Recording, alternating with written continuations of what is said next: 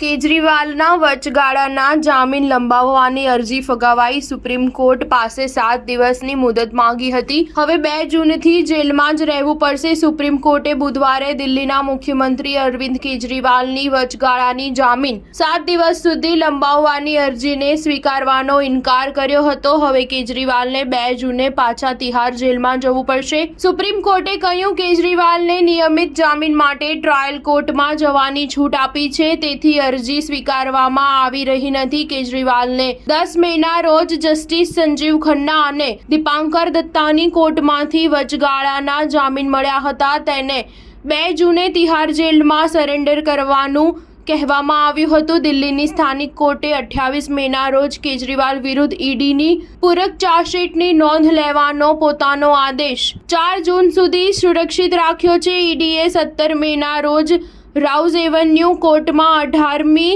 Supplementary chargesheet દાખલ કરી હતી, જેમાં કેજરીવાલ અને આપને આરોપી બનાવવામાં આવ્યા હતા। આમ આદમી પાર્ટીએ સોમવારે દલીલ કરી હતી કે તેમની ધરપકડ બાદ કેજરીવાલનું વજન 7 કિલો ઘટી ગયું છે અને તેમનું કીટોન લેવલ ઊંચું છે, જે કોઈ ગંભીર બીમારીનો સંકેત હોઈ શકે છે। આપે એમ પણ કહ્યું હતું કે ડોક્ટરોએ કેજરીવાલને પોઝિટ્રોન એમિશન ટોમોગ્રાફી અને કમ્પ્યુટેડ ટોમોગ્રાફી સ્કેન અને અન્ય કેટલાક મેડિકલ ટેસ્ટ કરાવવાની સલાહ આપી હતી, જેના કારણે તેમણે વચગાળાના જામીન લંબાવવાની માંગ કરી છે। જેલમાં હતા ત્યારે તેમનું શુગર લેવલ પણ સતત ચર્ચાનો વિષય બન્યું હતું। કેજરીવાલ અને તેમની પાર્ટીએ એવો પણ દાવો કર્યો હતો કે તેમને આપવામાં સ્ટાર ન્યૂઝ 7 હંમેશા સચ્ચાઈની સાથે।